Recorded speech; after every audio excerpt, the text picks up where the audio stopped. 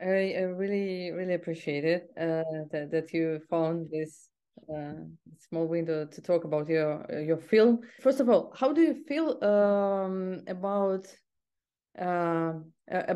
your films and people that you filmed? Now that we have the full-scale invasion and those territories where you filmed it are now under bombings and occupation, actually. So you could manage to go there anymore. It's terrible. This last year has been such a hurricane of feelings and trying to help, to take care of everybody that I've grown so close to, and finding out how to do that, and working with Asad and Lena, my assistant director and the line producer.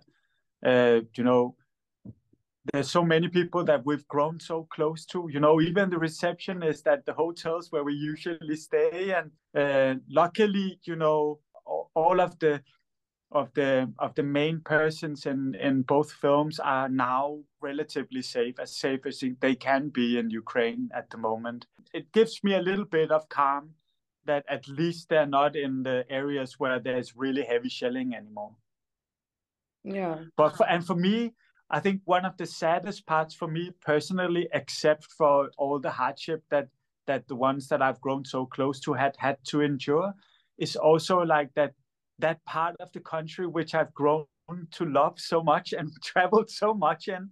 It seems like it's a part of the world where I probably can't go anymore. Your films are about kids, right? And this is this always give the audience sort of I don't know, relief, or maybe the understanding that the life goes on, because children will grow up and everything will be fine. Why did you choose to document children's life in Ukraine? In the beginning, coming to Ukraine was actually more like a coincidence. So it's more a question of why kids for my sake. And I'm an identical twin. And I remember that time of my life when I was growing up and almost becoming a teenager and becoming a teenager. That's one of the most dramatic times in my life. So much was happening and so much to understand and so many feelings. There's so much drama and so much, universal human stories that are happening or taking place in that point in your life. And I was so fascinated. I always had somebody, very close to me that I could lean on and I could share the hardships, but also the joys with. So it's been so interesting for me, to be honest, to figure out, if you don't have, a twin, how do you manage on your own? What happens to your emotions and all of your character when you go through those very formative years? I was very interested in figuring out, in that very impressionable age, when you grow up as a child so close to, even physical danger and with so much uncertainty, where do you go to find comfort and a sense of stability? And it's a little bit of the same story in A House Made of Splinters. What happens when these kids, they've been, subjected to a lot of really bad stuff, but they don't lose hope. They actually form friendships, they fall in love, they reach out for whatever, warm and loving connections that they can get. And they lean also on each other. And I think this is the most beautiful story of like a common humanity, that we need each other and we need to lean on each other when tragedy happens. How did you select this orphanage? My Ukrainian assistant director, and we were visiting quite a few orphanages and shelters. And I must say that at that point in time, a lot of the shelters were more institutionalized, big buildings with strict rules, and they were probably really good at taking care of the kids physical needs, but maybe not so much the emotional needs. At least that's the impression we got. And it was just so different when we opened the door into Margarita's shelter. It was much smaller and it was very worn out. You could see that there had been kids there for many, many, many years, But there were kids' drawings hanged up on the wall, and the small kids were running around in like chaos and shouting and being happy and being kids, And there was a old, beautiful lady teaching some of the girls music. And it just seemed like not exactly like a normal home, but it had that homey, welcoming feeling, where this is a place that you would be welcome and accepted and well taken care of. And I got so interested in figuring out, why is this place so different? And that's what drew me to the shelter. It's really interesting to hear that. Is it a private one? No, it's state-owned. The only difference is that it's a temporary center. It's called the Center for Psychological and Social Rehabilitation, where the state's social workers take the kids when there is no alternative, when they have to be removed from their families. So it's kind of like a holding place for the kids while the state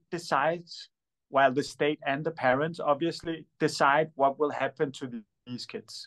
And they can stay there for up to 9 months, and then, you're leaving. Either you're going back to your parent because that the parent has done something about the issues that put the child in the shelter in the first place, or you get adopted by the state, or you get adopted by a foster family. That's the 3 ways out of that place. I see that in Denmark kids is the most important thing in politics, in education, everywhere. I mean, children are the first, and then other problems. Do you think that this is about Denmark, maybe that you focus so much on kids and you care about them? I thought was one of the really important parts or stories to tell or to share with the world is, look what the more invisible but much more devastating and long-term consequences of having a war going on, even if it's low-key in your backyard for so long. It destroys society slowly, and in the end, it's always the kids that suffer. And those kids, they're the hope of the future, and they're still the hope of the future of Ukraine. So whatever we can do, let's look at this much more, focused and see what can we do. And how did you film that? I mean, kids don't speak English, and you're a foreigner. Ever since I've started my first film in the Eastern Ukraine, I started learning Ukrainian.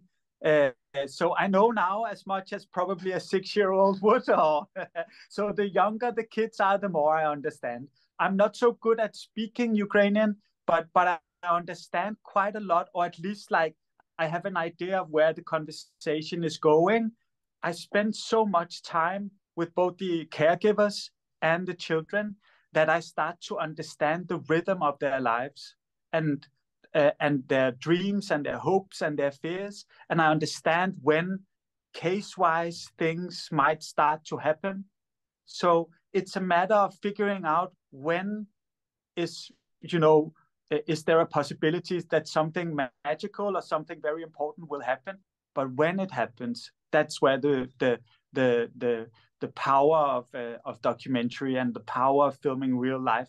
And how much time have you spent there last time? I mean, in Lysychansk? All in all, I think I went there 10 or 11 times filming. And for each trip, I would go there for 1 week, 10 days. So somewhere between, all in all, 10 and 14 weeks in total over the course of 1.5 years, roughly. And how do they do that? By reaching out to others, making new friends if they have no friends, or taking care of your siblings and finding love in that. But obviously, there's also been quite a few adults who are really good at guiding them if they go the wrong way, you know, and that's also important. We often see how Ukraine is represented in photographs, in video footage, in media, and mostly it's images of destruction, ruined buildings, and sometimes you even do not see the faces of people because it's all about destruction. And I had many conversations with with people who do that stuff and who research the photography and films. Sometimes I hear that with this kind of footage, people just getting tired of the war, and they're getting not so supportive as they were in the beginning. And what do you think? What's the better way to to show what is war? I think it's a really good question. It's a tough balance, and I'm not sure I have the right exactly the right answer, because at some point, in some ways, you need to show the brutality so people understand it, but you can't overload it, because then people start to get used to the brutality, and then their feelings slowly shut down. You know, the media the last year, it's been, you know, as you can probably imagine, as you probably know, it's been filled with images of war. And that's why I think a film like mine, and also a lot of the other talented Ukrainian filmmakers, where you spend so much more time getting close to people as an audience also, that you feel you get to know them. You start to develop sympathies. You want them to really succeed, or that something good happens to them. That's when the faceless, you know, person in a news reel becomes somebody that could easily become your neighbor. Sometimes people, you know, crying, but you don't maybe identify with them because it's so short, and then it's on to something different. So I think it's really films like this can really help people who are not necessarily caught up in a terrible war understand and sympathize and really want to help on a long-term. And the good thing I can say also is that it was just recently in Denmark, apparently almost 70% of the Danish population still think that we should support as much as we can, maybe even more. Maybe it's a obvious question, but would you like to go to return to Ukraine and make a new documentary? I would love to. It would be an amazing dream of mine to make a third film. But honestly, in the moment, you know, I also know a lot of really talented Ukrainian filmmakers who are living in Ukraine, who are even, you know, some of them have been or are fighting, you know, with the armed forces. And in some ways, it's made me feel like it's not maybe my story to tell this very brutal chapter of Ukraine. I'm not suffering or feeling the effects of the war personally. I'm safe in Denmark, you know, so is it my story to tell? I just feel like it might not be right for me to do so. But you already you know, have done 2 films. But the war wasn't so prevalent, not so much, you know, in the life of, it wasn't so brutal and so all-encompassing as it is now. I hope it makes sense, but it's just with so many lives being lost every day, and you know, electricity going, and you can't feel safe really any place and stuff. I think you have to be in the country to understand, as a long term in the country, to really understand what that does to you as a human being.